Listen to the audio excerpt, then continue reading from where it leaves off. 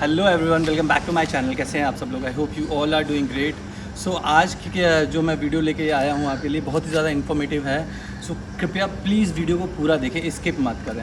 और अगर आपने मेरे चैनल को सब्सक्राइब नहीं किया है तो please do subscribe to my channel and bell icon की घंटी दबाना मत भूलिए, ताकि आने वाली वीडियोज़ की नोटिफिकेशन आपको पूरी मिलती रहे। तो आज मैं आपके लिए लेके आया हूँ ओनरशिप रिव्यू ऑफ मारुति या नेक्सा की मोस्ट ट्रस्टेड गाड़ी and one of the top selling गाड़ी का ओनरशिप रिव्यू। सो आज ये है नेक्सा की बलिनो। एंड सर, आप अपना इंट्रोडक्शन दीजिए। हेलो, माय नेम है जय Mishra, I am from Chhattisgarh Raipur. और मेरी सबसे प्यारी और कह सकते हैं ईमानदार बलेनो। एंड ये है इनकी मारुति नेक्सा की बलिनो। सो सर, पहला क्वेश्चन आपसे कि ये गाड़ी कितने साल हो गए आपको? ये मेरे को 2 साल हो गया। 2 साल हो गया। कितने किलोमीटर चला लिया आपने ये गाड़ी? अभी हमने चला लिया है 50,000 किलोमीटर। तो आपको तो अच्छा खासा एक्सपीरियंस होगा इसका, सर्विसिंग का, माइलेज का, एंड जितनी भी सारी चीज़ें इसमें अच्छी हैं, प्रोस, नेगेटिव पॉइंट्स, अच्छा पॉजिटिव पॉइंट्स। तो सबसे पहला क्वेश्चन आता है आपके कि कितने हज़ार किलोमीटर चला लिया आपने? 50,000। 50,000 में आज तक इस गाड़ी में कोई प्रॉब्लम आई? नहीं, कोई भी प्रॉब्लम नहीं है। अभी तक कोई भी स्पेयर पार्ट चेंज नहीं हुआ है? ठीक है। एंड कितने का एवरेज देती है ये? 20 का एवरेज देती है ऑन रोड, हाईवे और अगर हम शहर में चलाते हैं शहर में 15-18 ऐसा हो जाए, पर ऑन रोड तो 20 तक जाती है। ओके, तो आप इसको पहाड़ों पे लेके गए हैं? आराम से, जी हाँ। मैं चिरमिरी के पहाड़ों में लेके गया, फिर अयोध्या गया था तो वहाँ के पहाड़ों में लेके गया। तो ओवरऑल बहुत ही मैन पार्ट गया, मैन पार्ट भी बहुत अच्छा हिल स्टेशन है, वहाँ भी गया। तो ओवरऑल गाड़ी का पिकअप बहुत अच्छा है। तो सर्विसिंग से रिलेटेड कोई इशू आपको इस गाड़ी में? कोई भी इशू नहीं। आपने सर्विसिंग कराई? मतलब सबसे लो बजट पे सर्विसिंग इसका है। अगर आप कहें तो अकॉर्डिंग टू अदर व्हीकल्स के इसका जो सर्विसिंग पार्ट बहुत अच्छा, और पार्ट भी बहुत सस्ते रहते हैं। सो बलिनो ही क्यों लिया आपने? इसके कॉम्पिटिटर में बहुत सारी गाड़ी हैं, i20 है। एंड देखिए सर, बलिनो के अंदर स्पेस आप अगर देखें, स्पेस अगर आप देखें तो स्पेस इसके अंदर काफ़ी स्पेसी वाली है। ये आप अगर देखते हैं तो इतना स्पेस इसके अंदर है।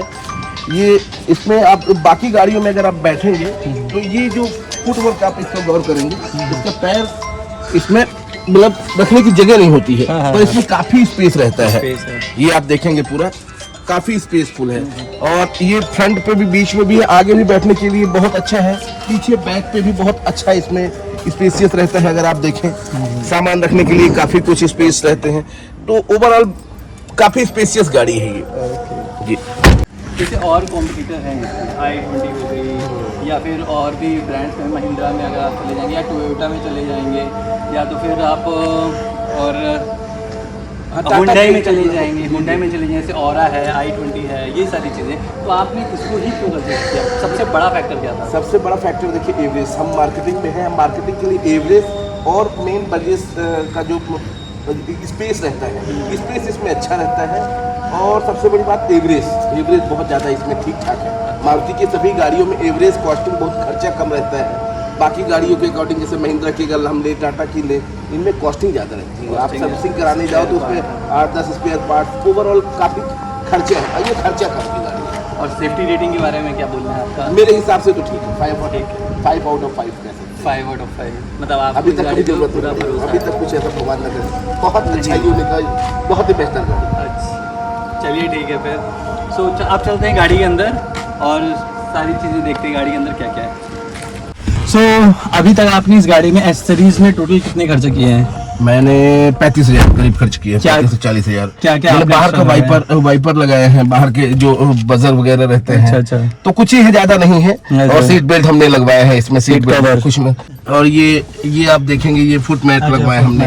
ये 7D आता है कुछ ऐसा। तो बस ये एक्स्ट्रा खर्चे जो बलिनो की कौन सा वेरिएंट है ये डेल्टा वेरिएंट। ऑन रोड कितने का पड़ा था आपको? ये ऑन रोड मेरे को पड़ा था 8,36,000 का। 8,36,000 रुपए में आपको काफी चीजें मिल गई हैं। जी। सिस्टम कैसा है गाड़ी का? बहुत अच्छा है। अगर आप देखेंगे, अभी चालू हो रही है गाड़ी। ये हमने, अगर आप गाड़ियों में देखेंगे तो मारुति हम लोगों के लिए मारुति इसलिए जरूरी है कि हम लोग लो बजट पे देखते हैं। तो मारुति में अगर हम कोई भी गाड़ी लें, स्विफ्ट डिजायर हो, सबसे ज्यादा आज की डेट में तो नेक्सा की बलेनो ही चल रही है। अच्छा। और कम बजट पे सब कुछ है। अच्छा। हमको एक मध्यम परिवार के लिए ये सबसे बढ़िया गाड़ी है मेरे हिसाब से। मैं बाकी में और में तो कोई फेथ नहीं करता।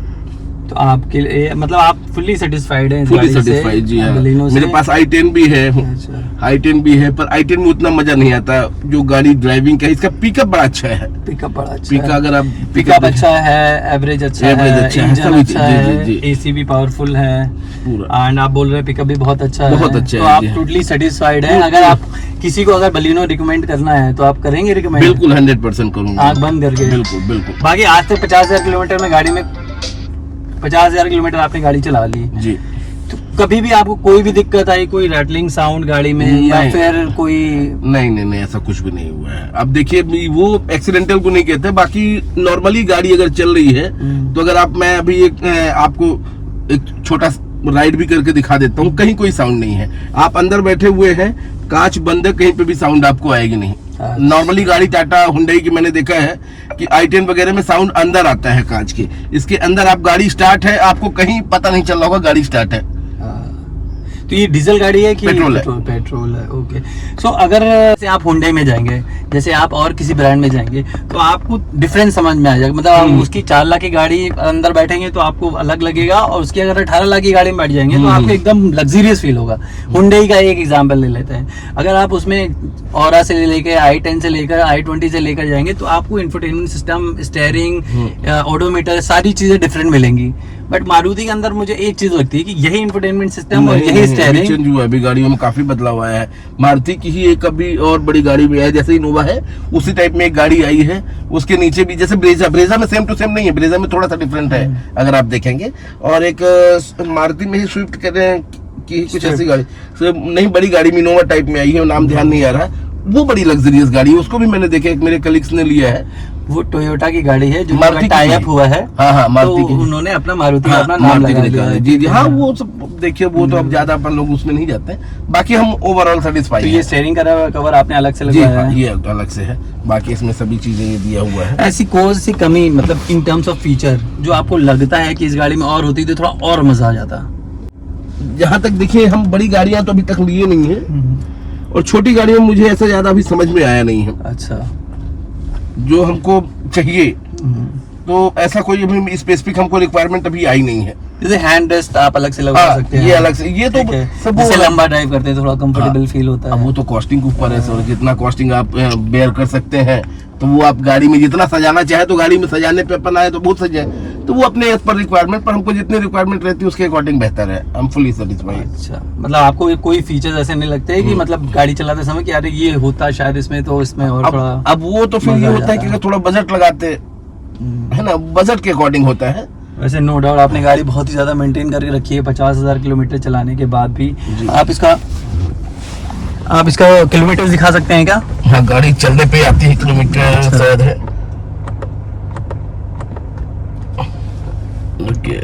हाँ, थोड़ी 35,780 किलोमीटर आपने गाड़ी ये चलाई हुई है। ओके।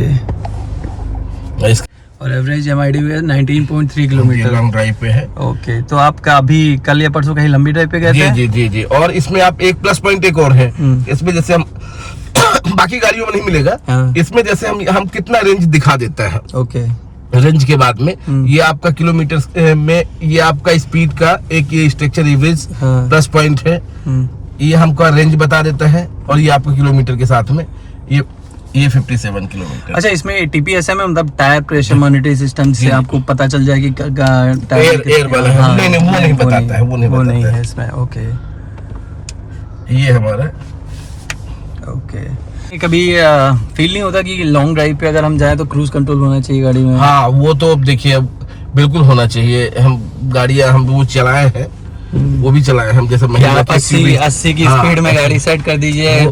वो तो अभी आ भी रही है, महिंद्रा की XUV में आई है, महिंद्रा की XUV 700 में आई है क्रूज पे सिस्टम, वो हमने अभी चलाया है। आजकल तो टाटा टियागो में भी दे रही है। अच्छा, नहीं वो तो अगर ऐसी कुछ वो फैसिलिटी बहुत यूनिक फैसिलिटी है कि हम एक सेट कर दिए और फिर उसमें एवरेज भी बढ़ता है। अभी क्या हम गाड़ी जैसे चलाते हैं ना तो एवरेज का सिस्टम भी बढ़ता है, कुछ भी एवरेज चल दी है, पर वो जब सिस्टम बना रहता है तो वो गाड़ी का एवरेज बढ़ जाता है, प्लस इंसान कंफर्टेबल रहता है। बार बार क्लच पे या फिर एक्सीलरेटर पे हाँ, नहीं दबाना है, दबाने की जरूरत नहीं है, वही चीज़ तो है। ओवरऑल गाड़ी का ये व्यू है, काफ़ी ज़्यादा मेंटेन करके रखी है। 35,000 चलाने के बावजूद भी गाड़ी बहुत ही ज़्यादा मेंटेन करके रखी है सर ने।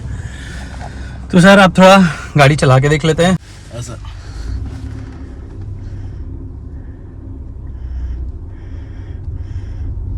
वाह, गाड़ी बहुत ही स्मूथ चल रही है, आपने गाड़ी सच में बहुत ज़्यादा मेंटेन करके रखी है।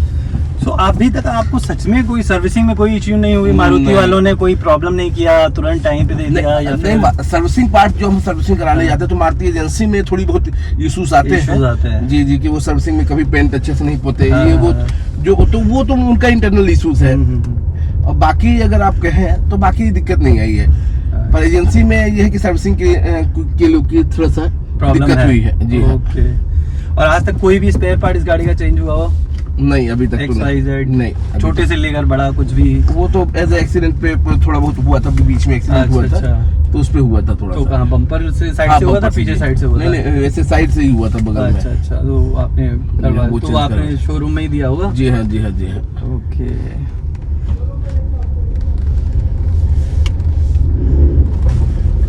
सेकंड गियर में है गाड़ी और पिकअप बहुत ही लाजवाब है इस गाड़ी का।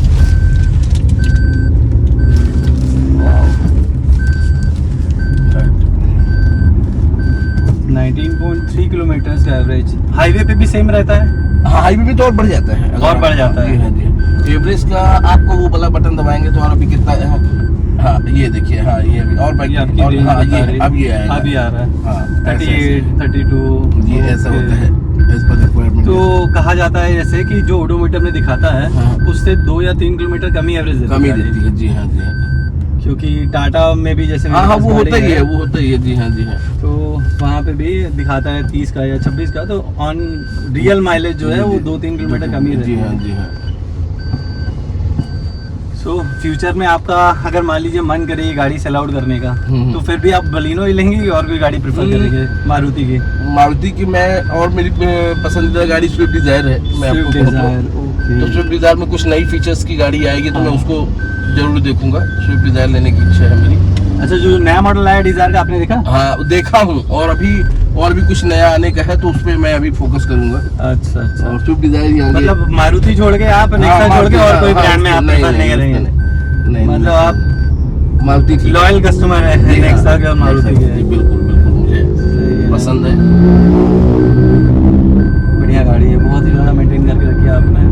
और जबकि मेरी गाड़ी मार्केटिंग में है तो ऐसे बुक्स वगैरह सभी चीजें लोडेड रहता है। और गाड़ी हम अगर आप देखेंगे तो फिर भी हमारा सर्विसिंग टाइम टू टाइम मेरे एजेंसी पे ही होता है, वो मेंटेन करके रखे हैं। एजेंसी का ही वर्किंग रहता है मेरा, मैं बाहर कुछ भी नहीं पार्ट चेंज कराता है। बहुत कम लोगों को मैंने देखा है कि 35-40 हज़ार किलोमीटर चलाने के बाद भी गाड़ी इतनी मेंटेन है वेल।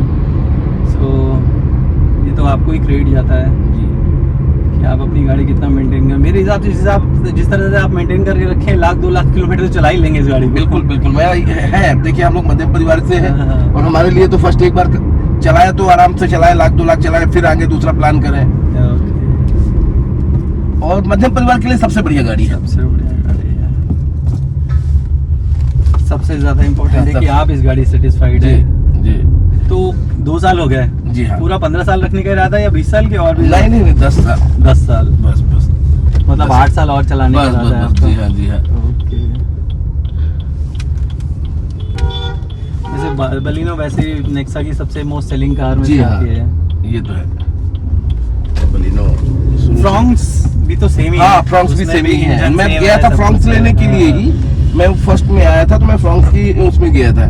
फिर फ्रॉन्क्स उसमें मिल नहीं रही थी तो वेटिंग में था। अच्छा। तो मैं ऑन द स्पॉट जो रेडी टू मूव था, मैं बोला इसी को कर दो, क्योंकि सेम इंजन है, सब कुछ सेम है उसमें। थोड़ा डिजाइन उसका अच्छा लगा, डिजाइन है और थोड़ा सी ग्राउंड क्लियरेंस, जैसे गांव आ जाते हैं। मेन इसमें एक माइनस मार्किंग है, मैं ये जरूर कहूंगा सॉरी, कि इसका जो ग्राउंड स्पेस है इसका और स्विफ्ट डिजायर का दोनों को बहुत डाउन है।